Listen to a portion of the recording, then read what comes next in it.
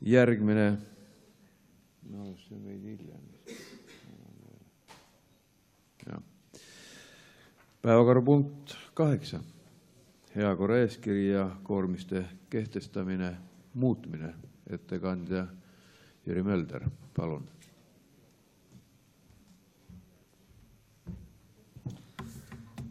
Aitäh, austatud esimees, austatud volikogu liikmed. 2013. aastal, kui volikogu kehtestas viimase heakorra eeskirja, siis tulenes avalike tänavate puhastamise kohustus tulenes teeseadusest. Ja et kuna teeseaduses ei olnud seda regulatsiooni, mida täpselt siis nendel avalikel tänavatel kõnniteedel teha tuli, et siis selleks puhuks nägime me need toimingud ette meie heakorra eeskirjas. Selle aasta 1. juulist on teeseadus kehtetu.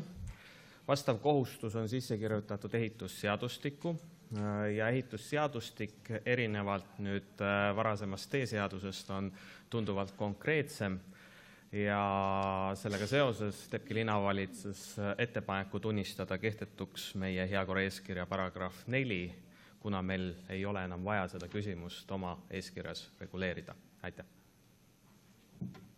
Aitäh.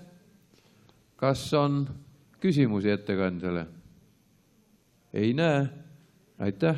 Siis annan sõna ja palun kõnetooli kaasettekandjaks Kadri Leetmaa, linnamajanduskomisjoni esimees. Kuidas? Üks hilinenud küsimus. Kas see küsimus sobib ka Kadri Leetmaal vastata? Hilinenud küsimus.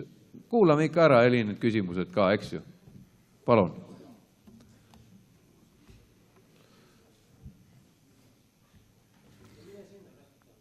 Kuulame ära ja proovime vastused leida.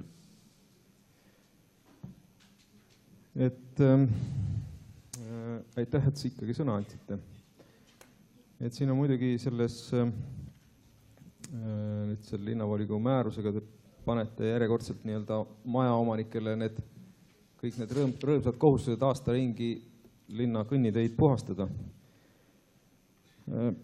Minu jaoks kui nii-öelda mitte juristi jaoks jääb kogu aeg selgusetuks see, et kuidas ikkagi see asi nii-öelda, kuigi ta võib olla selle mingi maanteeseadusega või ehitusseadusega kooskõlas, et kuidas ta ikkagi selle põhiseadusega kooskõlas on.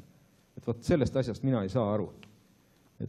Loed nagu lihtsa inimesena, et paragrahv 11, et õigusi ja vabadusi tohib piirata ainult kooskõlas põhiseadusega, paragrahv 12, et kõik on seaduse eest võrdsed, kedagi ei tohi diskrimineerida ja nii edasi, samuti varaliste ja sotsiaalsete seisundi tõttu. Et miks on siis see, et kui mul on maja ees see kõnnitee, ma niikuinii roogin ja puhastan teda, aga ma ütlen kohe siin samas ära, ei hakka liivatama. Pole seni liivatanud, ei liivata ka edaspidi. Ei tee endal lisaks veel tööd juurde. Ja mina tahaks aru saada, kuidas te ikka saate selle nii-öelda maja peale sundida. Et siis tuleb see mingi linnaametnik, sõidab sealt mööda tänavat mu majast mööda, kirjutab selle mingi trahvi välja. Noh, ta võiks ju tulla võtta ja ise kühvlikesega seal liiva puistata, on ju. Tulgu tehku tööd. Et miks tema ei pea tegema ja mina pean? Selgitagu mulle see asi ära. Aitäh. Ma püüan. Esiteks ma täpsustan, Tartu linn ei ole kellegile sellist kohustust pannud. See kohustus tuleneb seadusest, tuleneb kehtivast ehitusseadustikust, tulenes 1. juulil kehtivuse kaotanud teeseadusest. Et meie varasem kokkupuude heakorra eeskirjaga selles küsimuses oli ainult see, et Tartu linn püüdis nii-öelda aidata inimestele kaasa reguleerides või andes need tegevused, et mida see kohustus eneses võiks nagu hõlmata. Praktikas on asi muidugi mitte alati kõige lihtsam, aga ma julgen väita, et linnavalitsuse ametnikud, kes selle nii-öelda seadusest tuleneva kohustuse täitmist kontrollivad, ei ole kunagi võtnud eesmärgiks trahvikvitungite väljakirjutamist. Selles küsimuses, selle kohustuse täitmisel on juba aastaid rakendatud põhimõtet, et räägi inimestega. Ja inimesed on üldiselt mõistlikud. Inimesed saavad sellest rääkimisest saavad aru ja ma ei hakka tegema siin praegu meie põhiseaduse pinnalt süvaanalüüsi, see formaat, volikogu istung ei ole selleks sobiv, aga tänasel päeval sellise kohustuse panemist peetakse põhiseadusega kooskõlas olevaks. Ja et sarnast praktikat, et kodanikkond osaleb avaliku vara korrashoiul, et seda kohtab mitte ainult Eestis, vaid ka muudes riikides, ehk siis selles mõttes me ei leiuta jalgratast ka kogu maailmaga võrreldes. Aitäh! Aitäh! Paistab, et küsimusi, mida tahaks kohe ja nüüd esitada, ei ole. Ja kaasettekandjaks palun siis Kadri Leetmaa. Head kolleegid, linnamajanduskomisjon kuulas Jüri Möldri selgitusi ja leidis samuti, et dokument tuleb seadusele kohandada ja oli üksmeelselt seda meelt. Aitäh! Kas on kaasettekandjale küsimusi? Ei näe. Sõnavõtusoove laekunud ei ole. Repliigiks palub sõna kolleeg Tõnuins.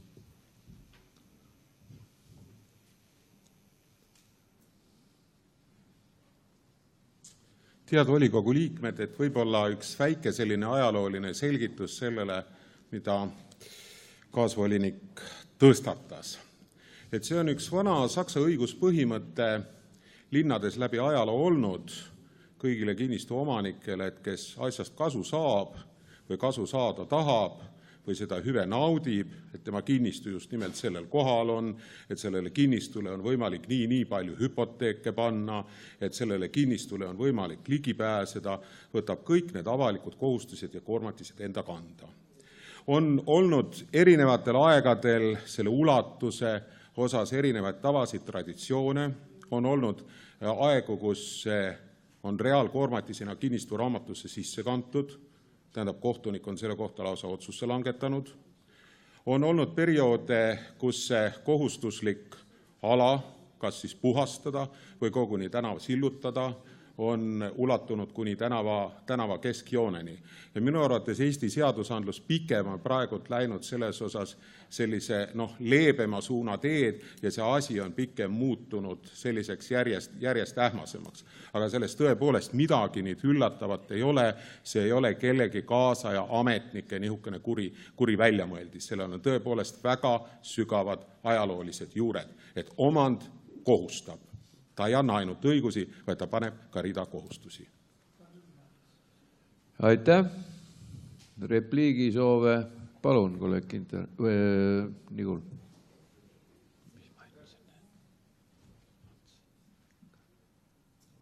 See, mille üle me siin kogu aeg vaidleme, on tegelikult selline üldinimlik põhimõte, et üks osa ühiskonnast arvab, et ühele teisele osale peab panema kogu aeg kohustusi peale. Et las nemad teevad. See on põhimõtteliselt väga vale. See on küll kindlasti nõnda nimetatud sotsiaaldemokraatlik põhimõte, et teised teevad tööd, teised saavad kohustused. Aga see kindlasti ei ole õige ja ma arvan, et see ei ole ka põhiseaduse mõte. Kui Tartu linnas on umbes 100 000 elanikku, ma ei tea tõesti, palju on siin majaomanike. Ma ei räägi üldse sellest, et ma lükkan selle tänava seal puhtaks või roogin lund. Ma olen seda kogu aeg teinud. Aga ma veel kord ütlen, et Tartu linn on niikuinii iga kevadel niimoodi must sellest liivast, et mina sinna ei hakka liiva juurde kandma. Iga inimene teab, kes on Põhjamaal elanud, siin on talviti libe. Kurat, astu natukene vaiksemalt. Ongi kogu lugu. Jah, ma ütlesin vähe siukse allsõna. Ära jookse, liivase või selle libeda tänava peale ei saa joosta. Käi normaalselt, püsid püsti ja ongi kogu lugu. Aga liivatama ma ei hakka. Et selleks, et kevadel kraamida seda liiva ka veel juurde. Aga lihtsalt kõigil nende jaoks, kes käivad ka kõnniteede peal, ma arvan ka need inimesed, kellel ei ole maja, kes elavad kortermajas, ka nemad kõnnivad kõnniteed. Miks siis on see, et nemad ei pea seda kõnniteed lükkama? Aga mina pean. Aitäh! Ma siin teistele kolleegidele, Jaak Nigul ilmselt on kursis, aga teistele ka teadmiseks, et meil käib ka interneti ülekanne. Repliigiks soovis Ants Kask enne, siis Jüri Mölder. Aitäh. Tõnu Int siin tuletas meelde kusagil keskaega või midagi sarnast. Mina nii kaugele ei lähe. Ma läheks aastatse 1999, kui loodi Tartu majaomanike ühing. Ja üks seesama tänava koristamise probleem oli see, mille majaomanikud üles tõstatasid ja sellele vastu hakkasid. Sest, Jüri Mölder, ka sinule teadmiseks, siis oli ehitusseaduse paragrahv 3 oli kirjas, et teid ja tänavaid hooldab valdaja. Ja sellel ajal oli nende teede ja tänavate haldaja riik. Riigikogu oli teinud selle otsuse. Aga ta unustas selle ära, et ta on ise haldaja. Seega natukese mõned aastad hiljem tõmmati see ehitusseadusest see paragrahv maha ja kui te mäletate, mina mäletan küll, need teed ja tänavad anti kohaliku omavalitsusele. Tartu linn sai nende omanikeks.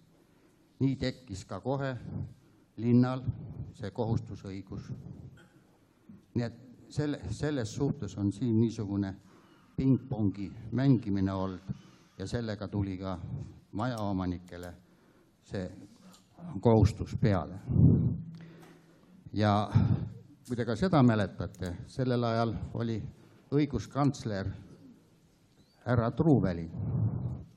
Härra Kask, 2 minutit on repliigiks. Võtan veel 2. Võtad veel 2, kui me anname, eks?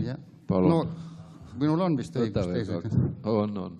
Ja Truuväli tunnistas selle Tartu linna heakorra eeskirjad õigustühisteks. Mäletate kõik seda? Meil ei olnud tükk aega neid õieti. Mitte eeskirjad otseselt, vaid selle lisa, millele oli kohustus märgitud. Nii et aitäh. Palun repliigiks, härra Mölder. On täiesti arusaadav, et selline küsimus, mis inimesi võib nii otseselt isiklikult puudutada, tekitab selliseid emotsioone. Aga kui te, austatud volikogu liikmed, olete selle eelnõu läbi lugenud, õiendi läbi lugenud, siis selle info põhjal võiks konstateerida seda, et mitte midagi ei panda juurde, mitte midagi ei võeta ära, kõik jääb vanamoodi, tegemist on ühe tehnilise muudatusega, et lihtsalt üks säte, mis on reguleeritud seaduse tasandil nüüd piisava täpsusega, et see tunnistatakse meie eeskirjas kehtetuks. Kui me räägime sellest, et kas me kohtleme kedagi võrdselt või ebavõrdselt, siis tegelikult seadus ei räägi üksikelamu omanikust, seadus ei räägi korterelamu elanikust, räägitakse avaliku kõnniteega piirneva kinnistu omanikust, ehk siis tegelikult seadus kohtleb kõiki võrdselt, nii korteriomanikke kui ka siis majaomanikega, ehk siis selles osas ei ole siin kindlasti mingit ebavõrdset kohtlemist ega mingit vahetegu. Siis valdamatult Tartu linn on väga tänulik selle eest, et inimesed sellesse kõnniteede heakorda panustavad. Ja et Tartu linn aitab ka selle nii-öelda seadusest tuleneva kohustuse täitmisele ise kaasa, kas või teeb koostööd majaomanike ühinguga või võimaldab tasuta liiva ja kõik muud sellised toimingud. Tartu linn näiteks ise hooldab neid kõnnitee osasid, kus on tänu muudele asjaoludele on see kasutamise intensiivsus suurem, näiteks bussipeatused. Bussipeatuste aluseid kõnniteid hooldab Tartu linn ise, ehk siis näiteks selliseid väga keerukaid juhtumeid ei ole jäetud inimeste kanda ega reguleerida. Kui rääkida õiguskantsleri teemast, millest kolleeg Ants Kask rääkis, siis kahjuks, Ants, sa eksid. Õiguskantslerile ei meeldinud tollaaegne koormise regulatsioon sedapidi, et kuidas on võimalik koormise täitmist asendada raha maksmisega linnaeelarvesse. Ehk siis seaduse tasandil on tegelikult mitu võimalust oli tollal, et inimene sai selle kohustuse täita kas ise või siis, kui seda peeti objektiivseks, siis oli võimalik ka asendada, et inimene vabastati selle kohustuse täitmisest ja et ta võis linnaeelarvesse kanda siis vastava summa raha, mille eest siis linn sai need tööd ise tellida, aga see on kõik minevik. Tegelikult Tõnu Itsul oli õigus, et meie õiguskord liigub järjest selles suunas, et inimestele pandud sellelaadseid kohustusi jääb järjest vähemaks või need kohustused on selgemapiirilisemad. Aga ma ütlen veel kord, et tänasel päeval on selle eelnõu mõte teha üks väike tehniline muudatus, mitte panna kellegile kohustusi juurde. Aitäh! Repliigisoove ma ei näinud rohkem. Kas võis Jüri seda sinu viimast juttu võtta lõppsõnana? Aitäh!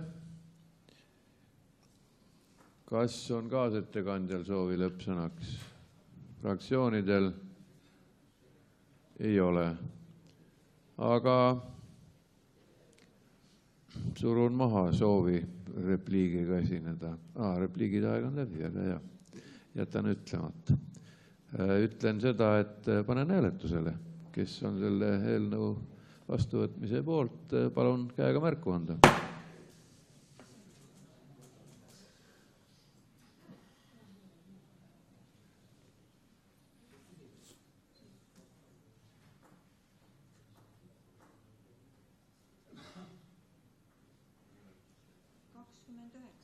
29 poolt. Kas on vastuhääli?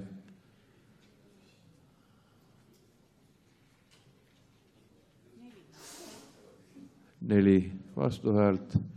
Sellega on meil otsus.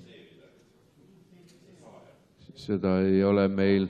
Enne on vaja põhimäärus ära muuta. Nii, eelnõu on otsusena vastu võetud. Ja tulenevalt meie poolt kokku lepitud kodukorrast oleme ära teeninud vaheaja ja saame kokku siis 00. Kell 17.00. Pidasin silmas. Vaheaeg.